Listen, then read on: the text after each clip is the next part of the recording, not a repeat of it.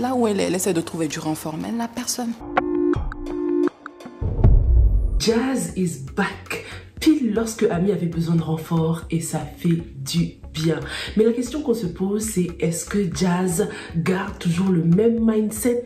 Est-ce qu'il se donnera toujours aussi à fond pour Ami? Est-ce qu'il se sacrifiera autant pour elle? N'oublions pas que maintenant, il a une femme, il a un enfant. Après tant de temps passé en prison, la priorité de Jazz sera probablement de rattraper le temps perdu avec sa femme et son enfant.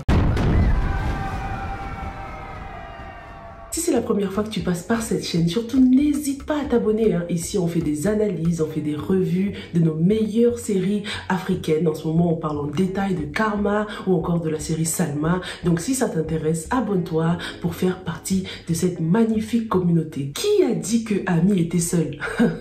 Malika n'a qu'à bien se tenir. Dans cet épisode, on en apprend davantage concernant son amitié avec Kani et Siam. On constate que ce n'est pas un surface level amitié, c'est une amitié qui est assez profonde puisque Kani et Siam ont vu Malika dans ses pires moments. Elles ont été là pour elle dans ses pires moments. Franchement, juste au moment où je commençais à peine à détester Kani là, voilà que je me prends d'affection pour elle. Voilà que je la trouve touchante à nouveau.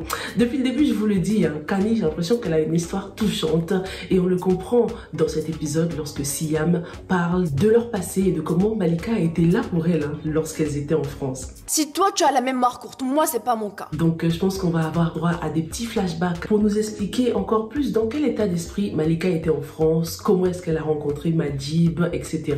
Je sens qu'à la fin de cette saison, on va finir par l'aimer, cette Malika. Je sens que Marodi va nous faire kiffer comme ils l'ont fait avec Aïda Kébé dans les premières saisons. Là, c'était vraiment la sorcière, literally. Et maintenant, c'est un personnage totalement transformé. Dans la revue précédente, je vous disais à quel point on avait tendance à beaucoup trop remettre les problèmes de Malika sur sa santé mentale. Et là, on nous montre encore une fois que c'est vraiment le cœur du problème.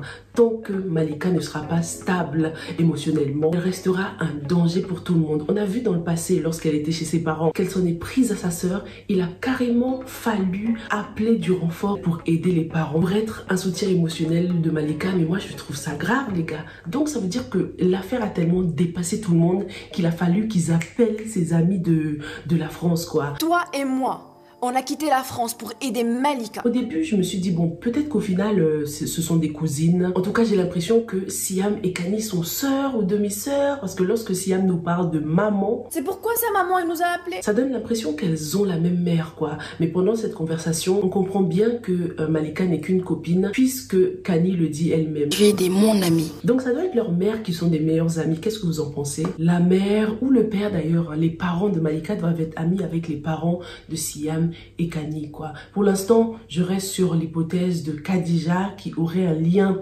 avec Kani. Plus je les regarde, même plus j'ai l'impression qu'elles se ressemblent, je sais pas, au niveau de la forme du visage. Marodi a tendance à prendre des personnages qui se ressemblent à peu près pour être de la même famille. Donc on verra bien par la suite, mais moi je trouve ça grave que au lieu de prioriser une intervention médicale pour Malika, ils choisissent d'appeler ses potes, quoi. Cette scène était une très bonne façon de nous montrer que ces filles ont toujours été là. À ce moment-là, lorsque Malika s'en est prise à sa sœur, elles n'avaient pas encore voyagé en France. Elles étaient toutes au Sénégal. Parce qu'on se souvient de cette histoire que Sophia a racontée à Chérif. Elle nous avait raconté que Malika avait essayé de s'en prendre à son enfant, à elle. Ma soeur a même fait une fixation sur ma fille. Elle a voulu me tuer.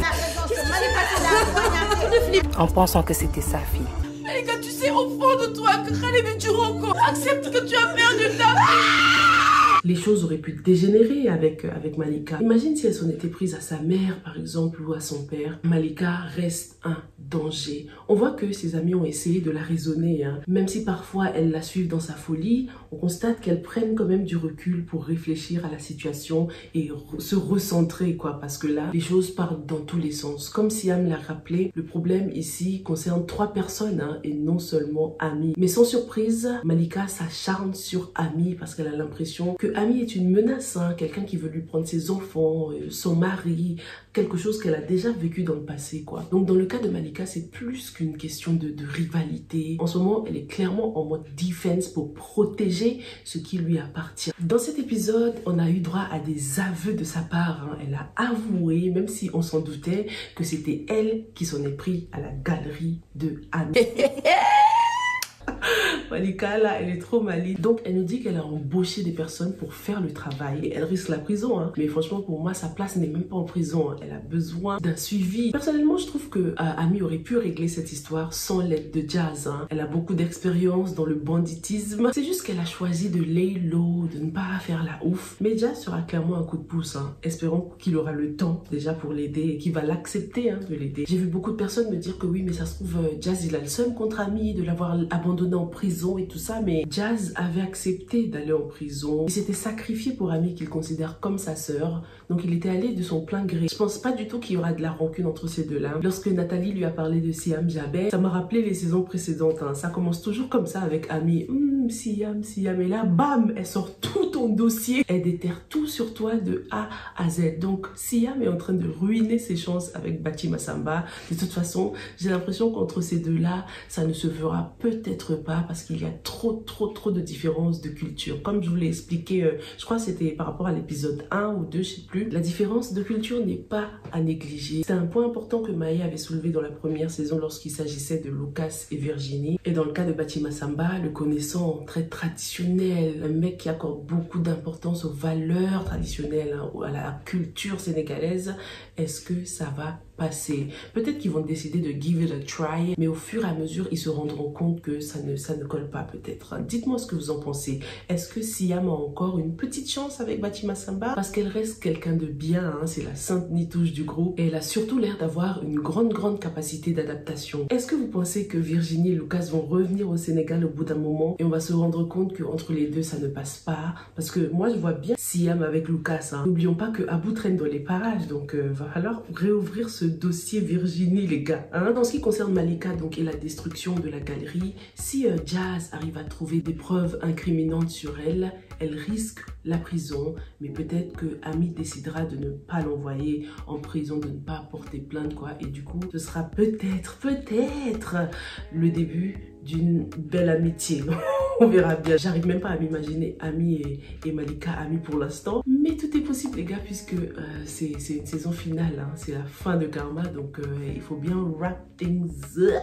Continuons avec la petite relation entre Ahmed et Khadija. Donc ça avance, hein, les choses avancent, et ça m'étonnerait pas si dans l'épisode qui va suivre là, on voit un petit dîner en tête à tête, hein. Il va falloir que Ahmed passe à la vitesse supérieure et qu'il invite là, hein, fini les long distance relationships là, fini les phone calls. Il serait temps de se parler en face à face. Ahmed se rend utile, hein, pour l'instant. Il paye les bills de Khadija qui n'a rien demandé. Pour l'instant, franchement, elle passe trop pour la meuf gentille, la parfaite seconde épouse. D'ailleurs, je sais pas vous, mais moi, je suis choquée que personne n'est contre le fait que Ahmed veuille se marier alors qu'il est déjà marié, quoi. Ses fils sont pour, son meilleur ami est pour. Je pensais qu'il allait y avoir au moins une personne qui serait contre. J'espère que Ouli, elle est contre, j'espère. Je trouve que cette relation avec Khadija, c'est comme condamner Aïda Kébé à la prison à vie, quoi. Comme s'il n'y avait plus aucun espoir qu'elle sorte de prison. Certes, vous allez me dire, ouais, c'est bien fait pour Aïda Kébé, de toute façon, elle a toujours été méchante, et puis Ahmed Kébé mérite une femme plus gentille, vraiment entre guillemets, parce que Khadija, là... Et je m'attendais à ce que au moins Madjib, fais au moins semblant de soutenir ta mère. Ta mère qui est allée en prison pour toi là déjà. Dites-moi ce que vous en pensez. Je sais que c'est Aïda Kébé qui a donné le feu vert à son mari et tout, mais je m'attendais à ce que Ahmed hésite un peu plus longtemps quand même. En tout cas, si seulement les enfants de Bachir pouvaient être aussi compréhensifs que Madjib et Chérif, ça arrangerait les choses, ça faciliterait les choses, hein, pour Bachir et Djibo. Les deux garçons comprennent que Ahmed a besoin de se redonner une deuxième chance, de revivre, parce que ça fait 1 an que sa vie stagne, mais 1 an même, c'est pas assez. Ça fait 1 an que Djibo a perdu son mari, elle est toujours pas prête à passer à autre chose. Bref, tout ça pour dire que j'espère que les enfants de Bachir essaieront un peu plus de le comprendre, quoi. Je pense que ce papa, il a assez souffert comme ça, assez culpabilisé surtout, et qu'il serait temps pour lui de vivre sans culpabiliser, quoi. Papa Salut est parti comme un voleur avec le bébé de Maï. Ce papa-là, je vous jure. Pauvre Maï, elle a tout de suite été atteinte par la situation. Je m'attendais à ce que la famille essaie de lui mentir au moins un peu pour retarder les choses, mais Lamine lui a tout de suite dit la vérité. Franchement, Lamine, mais oh là là, il fait de son mieux, hein, pour retrouver son père. Apparemment, donc, quelqu'un va l'accompagner au village. Et on comprend bien qu'il ne va pas revenir tout de suite, hein, Lamine, au contraire. Maï va devoir aller le rejoindre. On a vu Monsieur Kader dans cet épisode. Lui, à chaque fois que je le vois, je peux pas m'empêcher de le comparer tout de suite à Lamine et d'avoir ce pressentiment que la place de Lamine est menacée, quoi. Mais je pense qu'il y aura rien entre Maï et lui. Sa présence était surtout pour nous montrer ses rapports avec Maï, en fait. Ils entretiennent de bons rapports. Ils sont plus que collègues, c'est vraiment des amis. Il prend des nouvelles de son bébé, de sa famille. Mais en fait, tant qu'on ne nous montre pas que Kader a une copine ou qu'il s'est marié, on continuera à croire qu'il pourra peut-être se passer quelque chose entre lui et Maï, quoi. En tout cas, apparemment, il doit partir en vacances, donc ça se trouve, c'est pour une lune de miel avec sa chérie, tu vois. Même si les choses sont tendues en ce moment entre Maï et Lamine, je pense qu'ils ne se sépareront pas. Dis-moi ce que t'en penses dans les commentaires. Est-ce que tu trouves que Lamine a bien géré la situation, là, ou pas? En ce qui concerne Malika, est-ce que tu trouves qu'elle mérite un petit passage en prison? Et puis, en ce qui concerne Kani, à ton avis, quel passé est-ce qu'elle a partagé avec Malika? Je sais pas pourquoi pour l'instant je pense à du vol. Peut-être que Malika leur a sauvé la mise par rapport à un vol. Elle a l'air quand même tête en l'air, Kani. J'allais dire naïve, mais elle n'est pas si naïve que ça. D'ailleurs, j'avais oublié, mais on se rend compte que Malika n'a rien à voir avec le rapprochement entre Kani et Chérif. C'est Kani elle-même qui s'est rapprochée de Chérif, qui l'a séduit et il est tombé dans le panneau comme un bleu. Ce qui veut dire que Malika ne sait probablement pas que Kani est en train de soutirer de l'argent à Chérif, à la famille Kébé. Kani, elle est quand même culottée quand on y pense. Elle sait très bien que Chérif sort avec la sœur de sa copine pourtant. Et elle nous fait des coups comme ça à la Ami Léa et Ndeye-Marie là.